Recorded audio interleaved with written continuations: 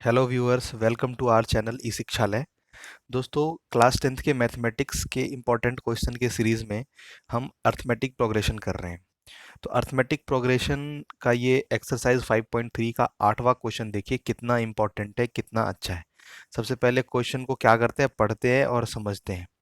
देखिए क्वेश्चन में क्लियर लिखा हुआ है कि find the sum of first 51 terms of an AP whose second and third term are 14 and 18 respectively.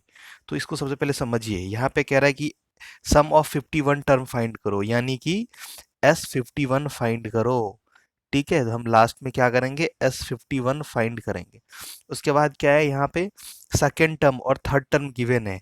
ठीक है, यानी कि A2 गिवन है 14 और थर्ड टर्म यानी कि A3 गिवन है 18।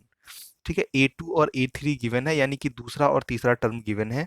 तो 51 टर्म का सम फाइंड करना है। देखो S51, तो यानी कि हमें क्वेश्चन में पता चल गया कि n की वैल्यू कितनी है, 51 है, क्योंकि Sn होता है ना। तो 51 है यहाँ पे, S51 यानी N51।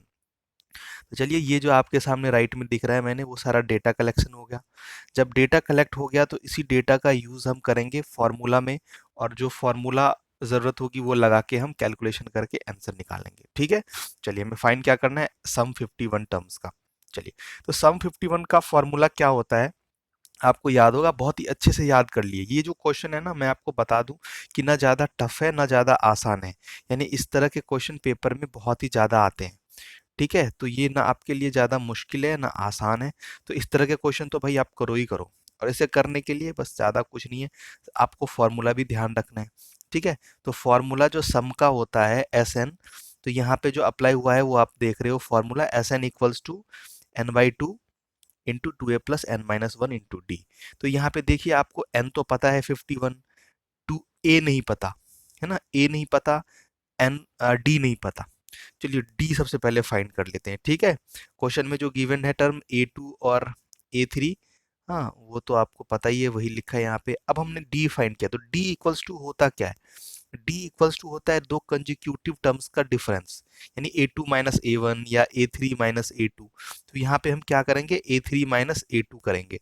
देखो आपके सामने में A3 माइनस A2 कर दिया, तो 18 माइनस 14, 18 14 गिवन है, तो 18 में से 14 चला गया तो 4 हो गया। तो हमें डी की वैल्यू मिल गई 4। अब डी की वैल्यू जैसे ही 4 मिल गई, तो हमें अब ए भी चाहिए। ठीक है, ए की वैल्यू कैसे निकालते हैं, देखो A2 इक्वल्स टू क्या होता है, A2 इक्वल्स टू होता है A plus d. A2 equals to होता है A प्लस डी, होता है ना। हाँ, तो यहाँ पे A2 कितना गिवन है क्वेश्चन में, A2 गिवन है 14। हाँ, और ए हमें पता नहीं है, और डी अभी हमने पता कर लिया 4। ठीक है, तो ए की वैल्यू जब निकालेंगे तो ये +4 लेफ्ट शिफ्ट हो जाएगा, माइनस हो जाएगा। तो 14 माइनस 4 इक्वल्स टू ए। तो ए की वैल्यू क्या हो गई, 10 में से 4 गया तो सॉरी 14 में से 4 गया 10 होगा ना। तो ए की वैल्यू 10 निकल गया है, जो आप यहाँ पे देख पा रहे हैं कि ए की वैल्यू क्या निकल गई है, 10। जब ए की वैल्यू 10, डी की वैल्यू 4, जब ए और डी हमें पता चला गया, एन हमें पता ही है, तो हम इजीली एस एन का फॉर्मूला लगा लेंगे। तो वही फॉर्मूला जो अभी कुछ देर पहले मैंने बताया था, इसे बिल्कुल रट्टा लगा लीजिए, दिमाग में सेट कर लीजिए। नहीं तो इस पे बेस्ड बहुत सारे क्वेश्चंस बनाइए, एनसीईआरटी के एग्जांपल्स, एनसीईआरटी एग्जाम्पलर बुक्स के। ठीक है, अगर आप लोगों को एनसीईआरटी एग्जाम्पलर्स के सॉल्यूशन चाहिए, कोई डाउट क्वेश्चन है, तो प्लीज़ कमेंट सेक्शन में कमेंट किया कीजिए। Definitely I will go through that questions, and वो आपके पेपर में आ सकता है। NCERT exemplar is very important book.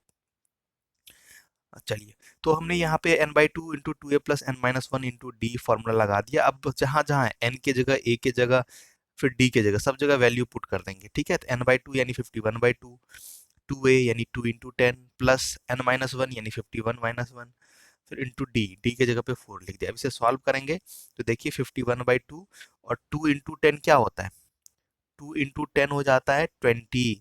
तो देखिए ये हमारे पास 20 भी लिख दिया इसे। उसके बाद 51 माइनस वन क्या होता है, 50, और 50 इंटू 4। ठीक है, फिर नीचे इसे सॉल्व करते हैं तो क्या हो गया, 51/2, और ये जो बड़ा ब्रैकेट के अंदर है उसे सॉल्व करेंगे तो 20 प्लस 50 इंटू 4 क्या होता है, 50 इंटू 4 होता है 200, 50 इंटू 4 क्या होता है 200, और 200 में 20 ऐड कर देंगे तो क्या हो जाएगा, 220 220। तो यही यहाँ पे लिखा है 220। ठीक है, तो 51/2 × 220। जब इसे सॉल्व करेंगे तो 2 से 220 को काट देंगे तो क्या हो जाएगा 110।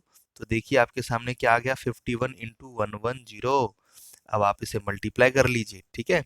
तो देखिए 51 को 110 से करेंगे तो 51 को 11 से कर लीजिए, एक जीरो राइट में रहेगा। हाँ, तो देखिए 51 को जैसे ही 11 से करेंगे तो एक जीरो राइट में तो दे ही दिया। 11 वन कैरी वन, 11 5 जा 55 और 156। तो 5610 हो जाएगा आंसर। तो क्वेश्चन में ऐसा पूछ रहा था, सम ऑफ 51 टर्म पूछ रहा था, तो सम ऑफ 51 टर्म क्या होगा, 5610 होगा।